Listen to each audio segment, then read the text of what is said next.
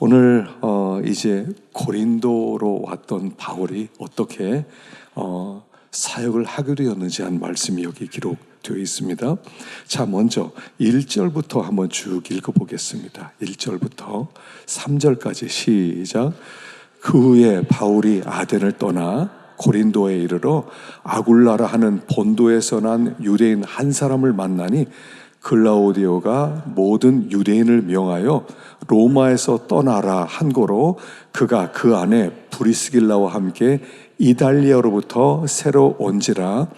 바울이 그들에게 가매 생업이 같으므로 함께 살며 일을 하니 그 생업은 천막을 만드는 것이더라. 아멘. 바울이 이제 2차 선교 여행을 하고 있는 중입니다. 그래서 위쪽에서 데살로니가, 베레아, 아덴으로 와서 사역을 별로 그렇게 좋은 열매를 맺지 못하게 되죠. 특별히 아테네에서는요, 지금 아테네인데 그곳에서는 열매가 정말 없었어요. 거기에는 이렇게 새로운 종교에 대한 열망이 많았는데, 그래서 잘 됐다, 이들에게 전도하면 정말 잘 들어가겠다, 그리고 복음을 전했는데 열매가 없었어요. 나중에 몇 사람과 교제는 하게 되지만 열매를 얻지 못합니다. 굉장히 낙심을 했어요. 그리고 나서 여기 고린도 지역으로 밀려서 내려오게 됩니다. 그리고 여기서 지금 누구를 만나냐면 아굴라라는 사람을 만납니다.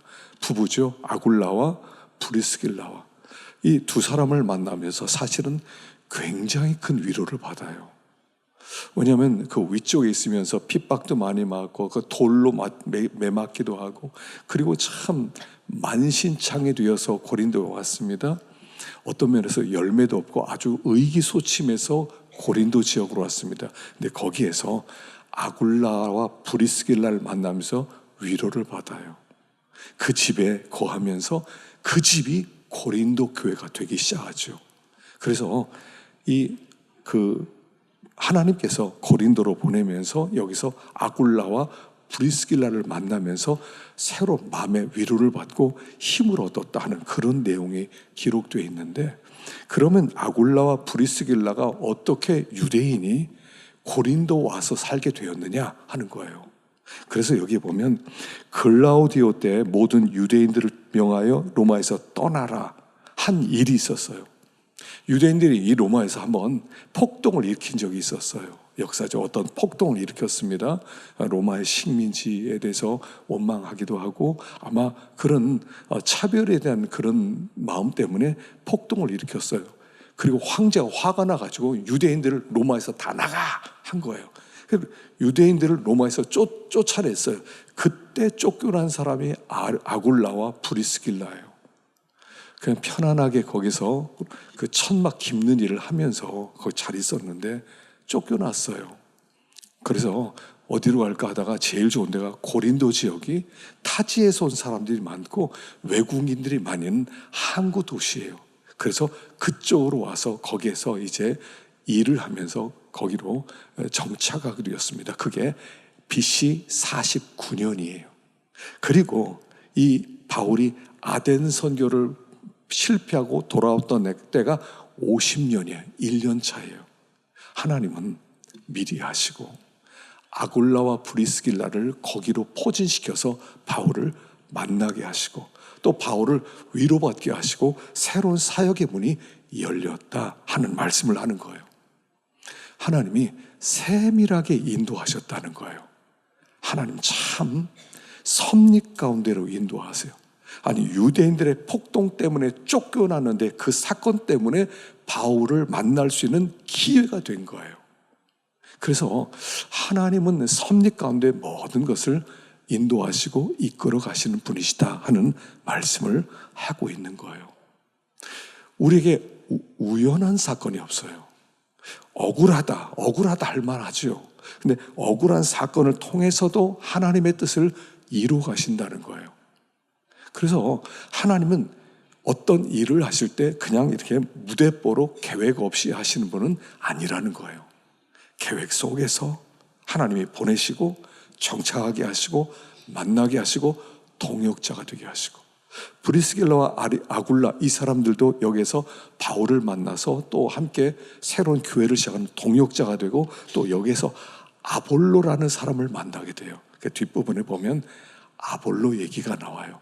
아볼로는 말을 얼마나 잘한 사람이었는지 나중에 이 고린도에 뭐 바울파, 아볼로파, 게바파, 그리스도파 4개 파가 세워지는데 그 중에 한 사람이 아볼로파예요.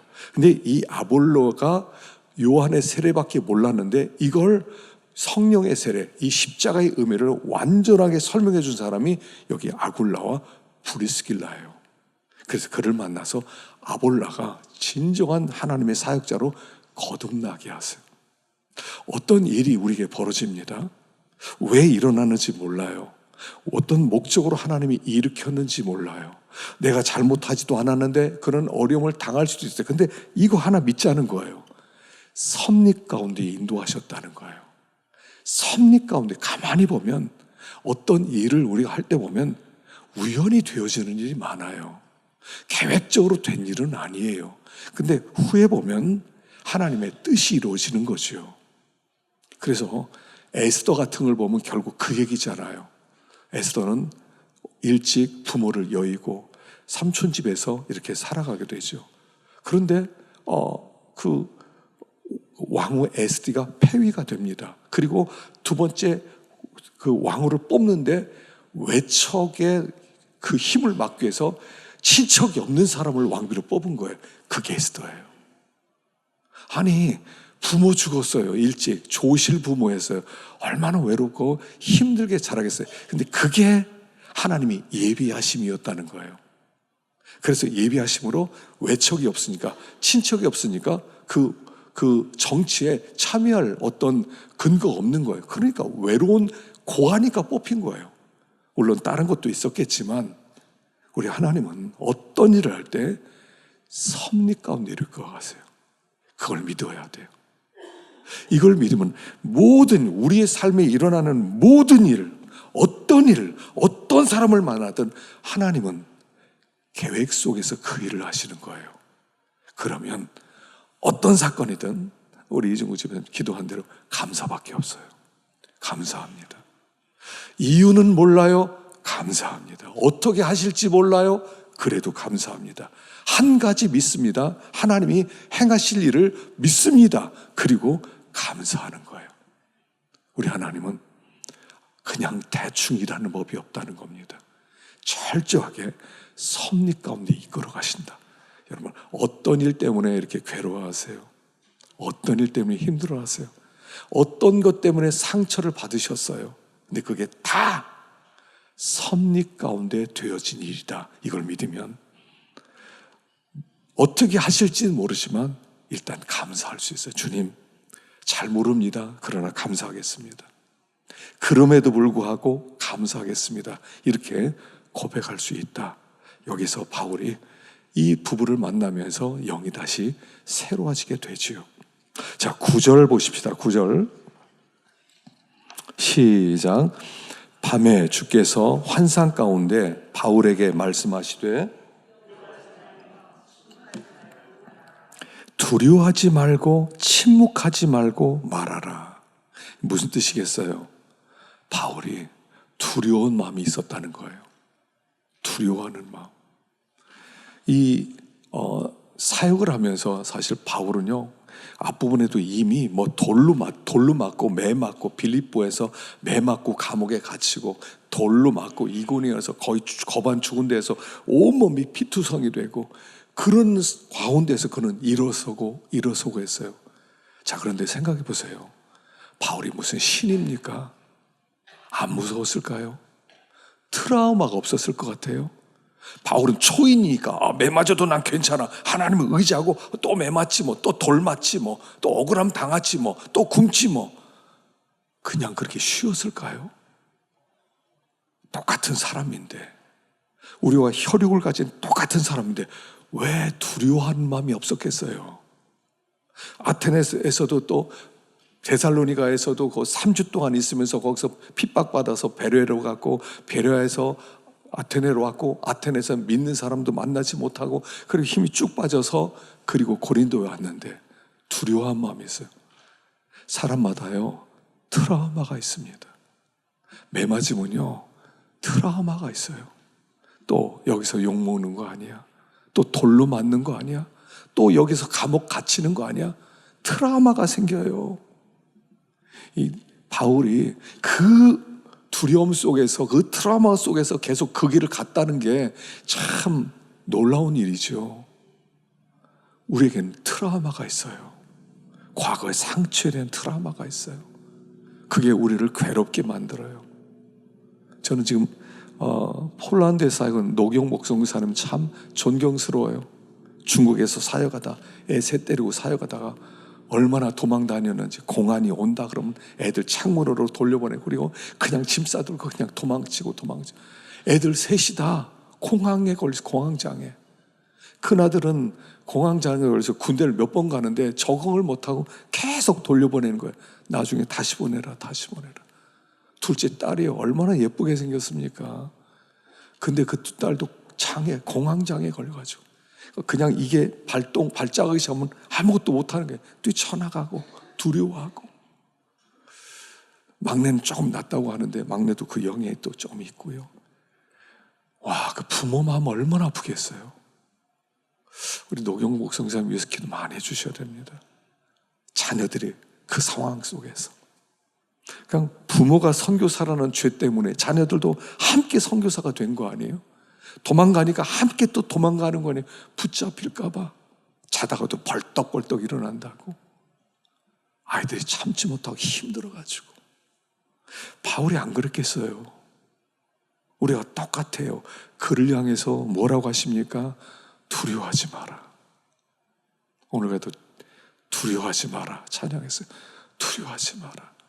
여러분, 우리는 안 그렇습니까? 여러분이 두려워하지 말라는 이 주님의 격려의 말씀은 매일매일 들어도 부족한 것 같아요. 이 세상이 얼마나 험악합니까? 예수 믿는 것 자체가 우리는 이 땅에서 참 소수자로 살아가는 거예요. 소수예요, 소수. 그리스도인이 많지 않아요. 소수예요. 좋아하는 사람만 있습니까? 뒤에서 욕하는 사람도 얼마나 많습니까? 비방하는 사람도 얼마나 많습니까? 조롱하는 사람도 얼마나 많습니까? 그럴 때마다 주눅이 들어요. 두려움이 계속 엄습해 들어와요. 남자들은 직장 생활하면서 잘할 수 있을까? 엄습하지 않습니까? 우리 가정을 잘 이끌어갈 수 있을까? 우리 자녀를 다 키우고 독립시킬 수 있을까? 두렵지 않으세요? 이 두려움이 계속 엄습을 해요.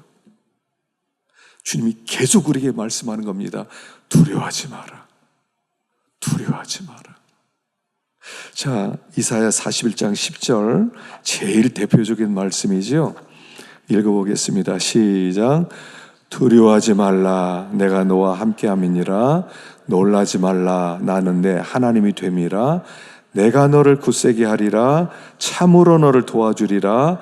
참으로 나의 의로운 오른손으로 너를 붙들리라. 매일 들어야 되는 말씀이에요. 여러분, 매일 암송해야 되는 말씀이에요. 자, 다시 한번 이거 읽고 한번 외워볼까요? 좀 첫째 줄 먼저.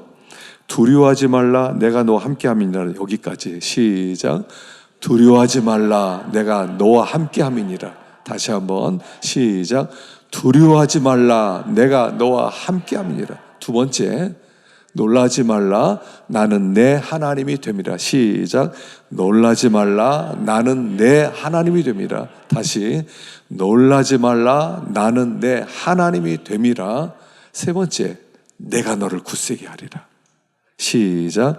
내가 너를 굳세게 하리라. 자, 여기까지만 해봅시다. 처음부터 시작. 두려워하지 말라. 내가 너와 함께함이니라. 놀라지 말라. 나는 내 하나님이 됨이라. 내가 너를 굳세게 하리라.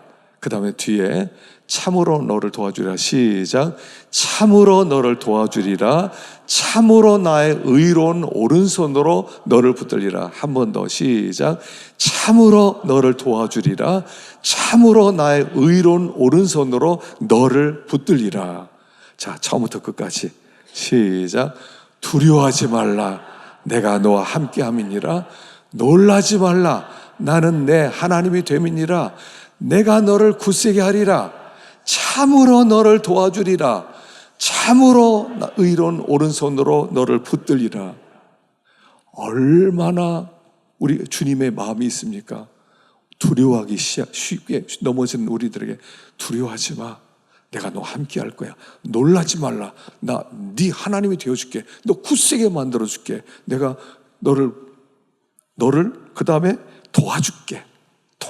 의로운 오른손으로 붙들어줄게. 두려워하지 마.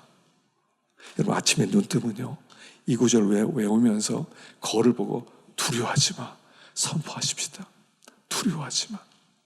자, 우리 옆 사람 보고 두려워하지 맙시다. 시작. 여러분 근데 진짜 두려워하지 않으려면 어떻게 돼요? 어떻게 해야 돼요? 두려움이 우리 마음 가운데 이렇게 쓰레기처럼 마음속에 남아있어요. 쓰레기처럼 남아있을 때 그 가만히 있으면 안 돼. 쓰레기를 버려야 돼. 토해버려야 돼. 그래서 기도하는 거예요. 하나님, 두려워하지 않겠습니다. 주님, 이 두려움을 이기게 해주세요. 하나님, 나는 능히 할 수 있습니다. 능히 이길 수 있습니다. 하나님, 이 두려움 떠나게 해주세요. 기도하세요. 그 자리에서 뭔가 엄습할 두려움은요, 이게 덮쳐요. 이 덮치는 거거든요. 어느 날 갑자기 어떤 생각이 들어와서 갑자기 두려운 마음에 사로잡히는 거. 어떡하지? 마음이 찝찝해지고 그럴 때마다 고백하는 건 하나님, 두려움이었습니다. 두려움아 물러갈지어다. 하나님이 나와 함께 하신다. 기도하는 거예요. 두려워하지 마라. 두려워하지 마라. 하나님이 두려워하지 말라고 하셨다. 함께 한다고 하셨다. 두려움아 떠날지어다. 선포하세요. 선포하세요. 마귀는 두려움이란 공포탄으로 우리를 두렵게 만들어요. 그리고 두려워하면 그때부터 내 정신이 아니에요. 그때부터 정상적인 생각을 못해. 두려움에 사로잡혀서 잘못된 생각으로 자꾸 끌려가는 거예요. 그럴 때 두려워하지 마라. 두려움아 떠날지어다. 선포하세요. 우리가 두려워한 대로 안 돼요. 걱정하지 마세요. 아, 이거 이렇게 되면 어떡하지? 그럼 큰일인데 어떡하지? 걱정하지 마세요. 그렇게 안 되게 하세요. 내가 스스로 그렇게 생각할 뿐이지. 아, 그거 어떡하지? 그러면 안 되는데 어떡하지? 걱정하지 마세요. 걱정하지 마세요. 두려워하지 마세요.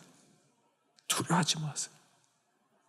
여러분, 집에서 나올 때 가스를 안 끄고 나왔을까 걱정될 때 없으세요?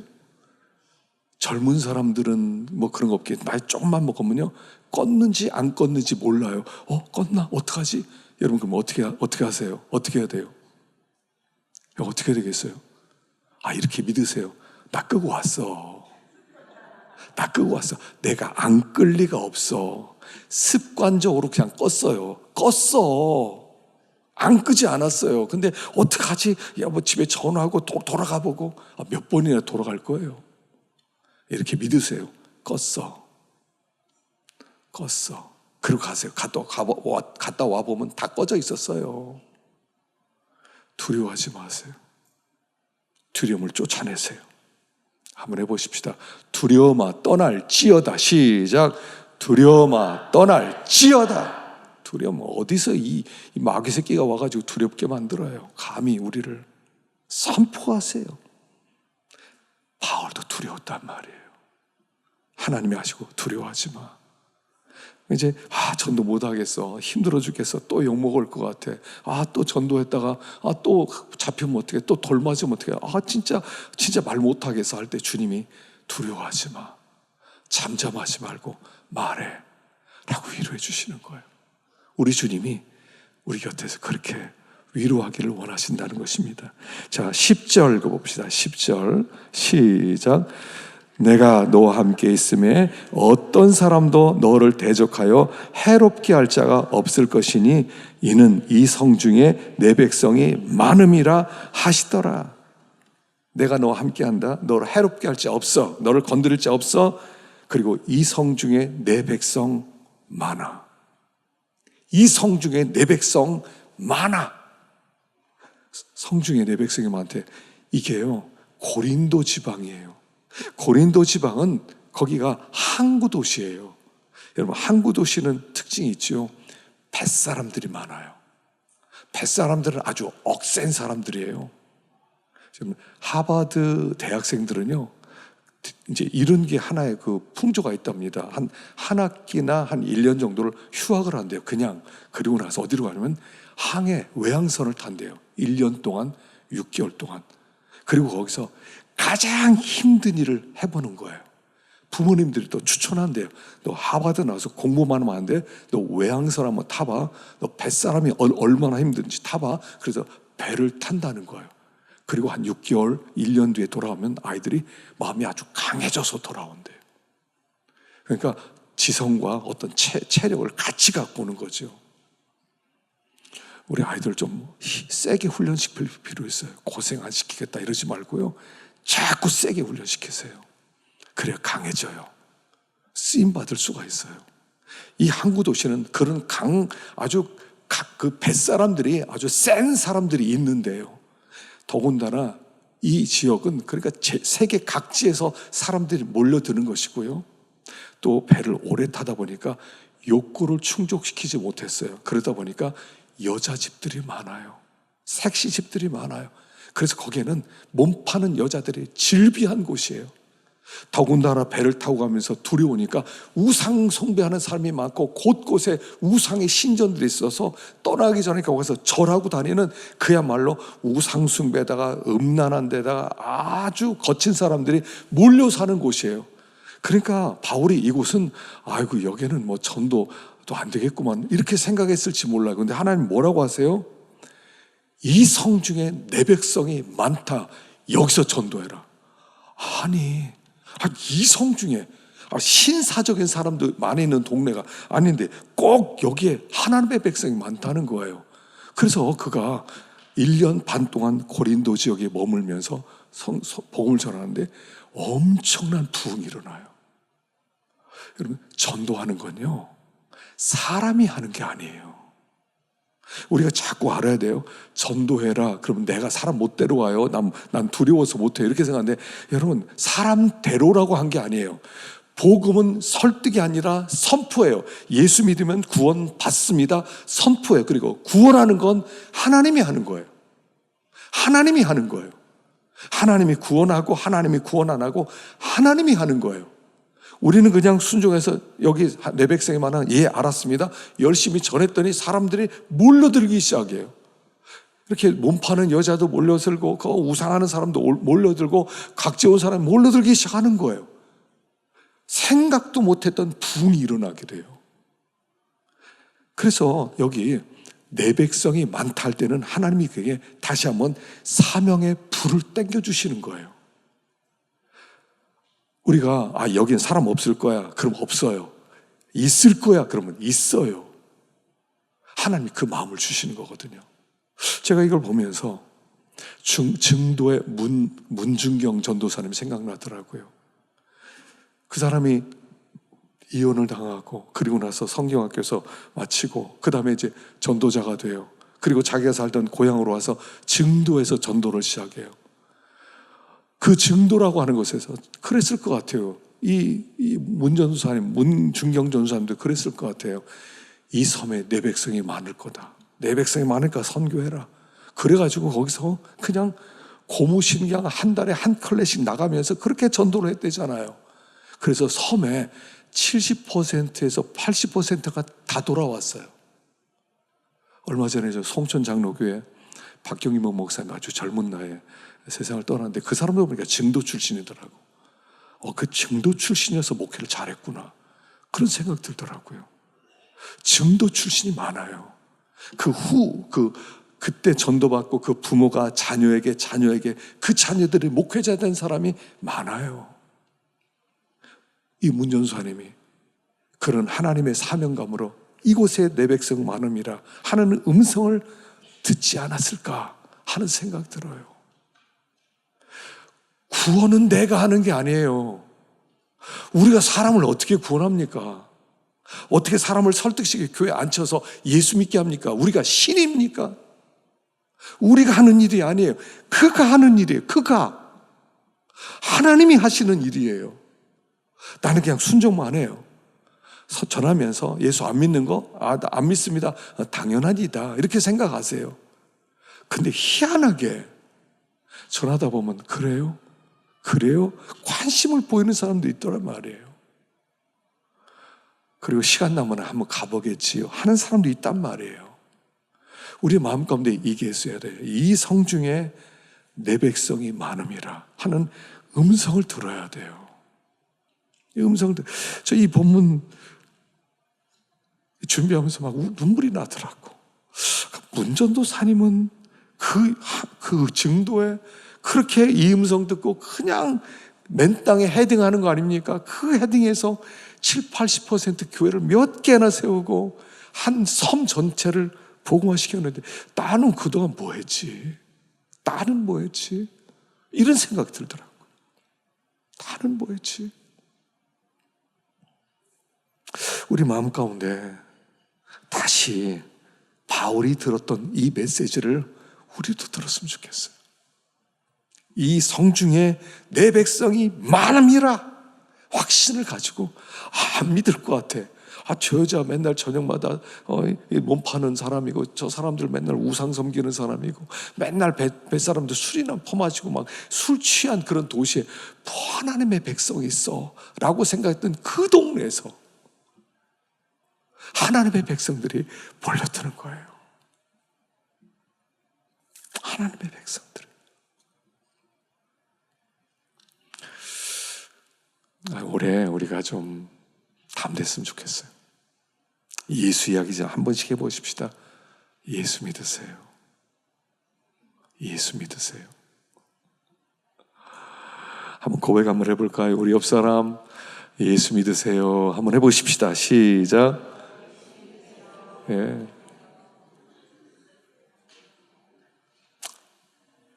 순종하는 건 우리의 일이고 역사하는 건 하나님의 일이에요. 하나님이 일하실 거예요. 우리가 주신 기회마다 그냥 예수 이야기 한 번만 하십시다. 교회 다니세요? 예수 믿으세요? 꼭 예수 믿게 생기셨네. 교회 꼭 다니세요. 그럼 되잖아요. 하나님이 어떻게 역사하실지 모르니까 바울에게 고린도 지역으로 보내면서 그의 사명을 새롭게 하신 것처럼 올 한 해 하나님 우리에게 이 월평동에 하나님의 백성이 많다 생각하고 또 이 복음 전파의 길을 걸어가는 우리가 되기를 축원합니다.